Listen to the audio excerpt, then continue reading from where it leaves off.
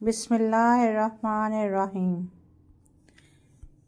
شام کے بادشاہ الملک اصلۂ ایوبی کی عادت تھی کہ وہ رات کو بھیس بدل کر شہر کا گشت کیا کرتا تھا تاکہ لوگوں کے دکھ درد خود معلوم کر سکے۔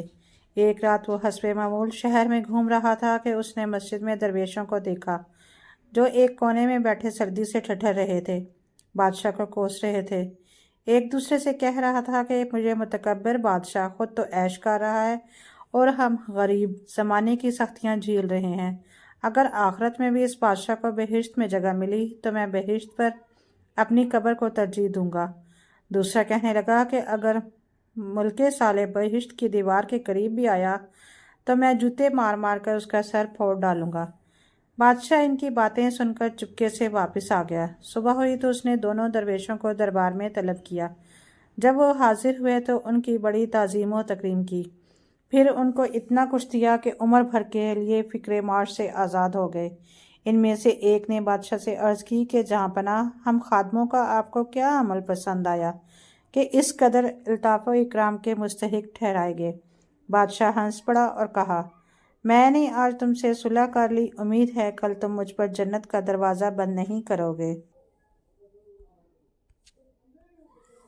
اگلے وقتوں میں ایک خلیفہ تھا جس کی سخاوت اور داد و دہش کے سامنے حاتم کا نام بھی ماند پڑ گیا۔ اطراف و اکناف عالم سے لوگ جوق در جوق اس کی خدمت میں آتے اور اس کے بھرے سخاوت سے خوب سیراب ہو کر واپس جاتے۔ غرض اس کی جود و سخا کا ڈنکا چار دانگے عالم میں بج رہا تھا۔ اس خلیفہ کے عہد میں ایک عرابی بڑی تنگ دستی اپنی زندگی کے دن گزار رہا تھا۔ ایک رات اس عرابی کی بیوی نے شکایت کی کہ ساری دنیا میں ہم جیسا بدقسمت اور غریب کوئی نہ ہوگا، نہ ہمارے پاس کھانے کو روٹی ہے، نہ پہننے کے لیے ڈھنگ کا کپڑا۔ ہماری غریبی کو دیکھ کر اپنے بیگانے سب حقارت کی نظر سے دیکھتے ہیں۔ آخر یہ صورتحال کب تک جاری رہے گی؟ عرابی نے کہا، ارے نیک بخت، زیادہ گزر گئی ہے، تھوڑی رہ گئی ہے۔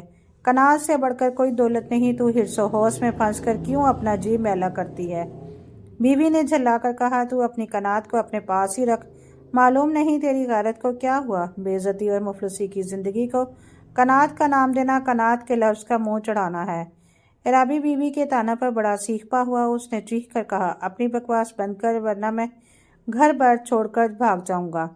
عورت اب رونے لگی، اس کی منت سماجت اور تعریفیں کرنے لگی، یہاں تک کہ خامد کا دل نرم ہو گیا۔ وہ کہنے لگا، تو ہی بتا کہ اس مفلسی سے نجات پانے کی کیا تدبیر کروں؟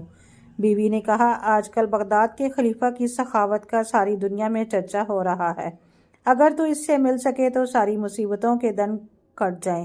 عرابی نے کہا، مجھ جیسا مسکین بارگاہ شاہی میں کیسے پار کر سکتا ہے؟ بیوی نے کہا، ہمارے مشکیزے میں برساتی پانی بھرا رکھا ہے، تو یہی مشکیزہ لے جا اور خلیفہ کی نظر کر، اس کی خدمت میں اس کے سوا اور کچھ نظر عرض نہ کرنا کہ جس بیاباں سے میں آ رہا ہوں وہاں اس پانی سے بہتر حضور کی نظر کرنے کے قابل کوئی چیز نہ تھی۔ عرابی نے عورت کی بات مان لی اور پانی کے مشکیزے کو اٹھا کر عازم بغداد ہو گیا۔ ادھر عورت نے مسلے بچھا لیے اور رات دن اپنے شوہر کی سلامتی کی دعائیں مانگنے لگی۔ اللہ تعالیٰ نے عرابی کی دستگیری کی اور وہ مشکیزے کو سینے سے لگائے کئی دن کے پرصحبت سفر کے بعد صحیح سلامت بغداد پہنچ گیا۔ وہاں اس نے دیکھا کہ ہر طرف حاجت مندوں کی بھیڑ لگی ہے، وہ جھولیاں بھر بھر کر بارگاہ شاہی سے نکل رہے ہیں۔ وہ بیچارہ بھی شاہی محل کے دروازے پر جا کھڑا ہوا۔ شاہی نقیبوں نے اس سے پوچھا کہ اے عرب کے شریف، تو کس جگہ سے آیا ہے؟ اس نے جواب دیا کہ اے سردارو، اگر تم مجھے عزت دو تو میں شریف ہوں، اگر میری طرف پیٹھ پھیر لو تو میں بے عزت ہوں۔ میں مسافر ہوں، ایک دور افتادہ بیابان سے آ رہا ہوں، یہ مشکیزہ خلیفہ کی خدمت میں پیش کرنے کے لیے لایا ہوں، اس میں میٹھا برساتی پانی ہے۔ شاہی نقیبوں نے ہنستے ہوئے یہ مشکیزہ اس سے لے لیا اور خلیفہ کی خدمت میں پیش کر دیا۔ خلیفہ نے نہایت خوش دلی سے یہ تحفہ قبول کر لیا، حکم دیا، اس مشکیزے کو خالی کر کے اس میں اشرفیاں بھر کر عرابی کو دو۔ اس کے علاوہ اس نے عرابی کو ایسے انعام اکرام و خلطوں سے نوازا کہ وہ اپنے دکھ درد کو بھول گیا۔ جب وہ رخصت ہونے لگا تو خلیفہ نے حکم دیا، خشکی کا راستہ بڑا طویل اور کٹھن ہے، اس لیے اس کو کشتی پر بٹھا کر دریائی راستے سے اپنے وطن بھیجو۔ نقیبوں نے اس کے حکم کی تعمیل کی اور عرابی اللہ کا شکر ادا کرتا، خلیفہ کو دعائیں دیتا اپنے وطن واپس گیا۔ ایک شخص کشتی لڑنے کے فن میں مشہور تھا۔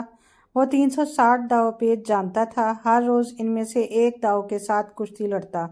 ایک شاگرد پر وہ بہت مہربان تھا، اس کو 359 داؤ سکھا دیے، صرف ایک داؤ اپنے پاس رکھا۔ وہ نوجوان کچھ عرصہ میں زبردست پہلوان بن گیا، دور دور تک اس کی شہرت پھیل گئی، ملک بھر میں کسی پہلوان کو اس کا مقابلہ کرنے کی جرأت نہ ہوتی تھی۔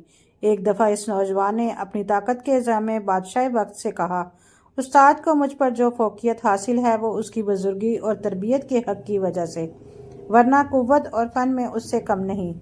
بادشاہ کو اس کا تکبر پسند نہ آیا، اس نے استاد اور شاگرد میں کشتی کرانے کا حکم دیا۔ مقررہ دن کو اس جنگل کے لیے شاہانہ انتظامات کیے گئے۔ اسے دیکھنے کے لیے خود بادشاہ، حکومت کے عہدیدار، دربار کے افسر اور ملک بھر کے پہلوان جمع ہوئے۔ نوجوان مست ہاتھی کی طرح دنگل میں آیا، ایسا معلوم ہوتا تھا وہ پہاڑ کو بھی اکھاڑ سکتا ہے۔ بوڑھا استاد سمجھ گیا کہ نوجوان شاگرد قوت میں اس سے بڑھ چکا ہے، تاہم وہ اس داؤ کا توڑ نہیں جانتا تھا۔ استاد نے اس کو دونوں ہاتھوں سے سر پر اٹھا لیا، پھر زمین پر پٹخ دیا، ہر طرف واہ واہ کا شور مچ گیا۔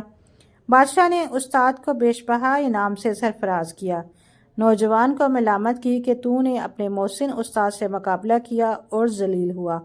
اس نے کہا، جہاں پناہ، استاد اپنی طاقت کی وجہ سے مجھ پر غالب نہیں آیا، بلکہ اس نے مجھ سے کشتی کا ایک پیچ چھپا رکھا تھا اور اسی پیچ کی وجہ سے جیت گیا۔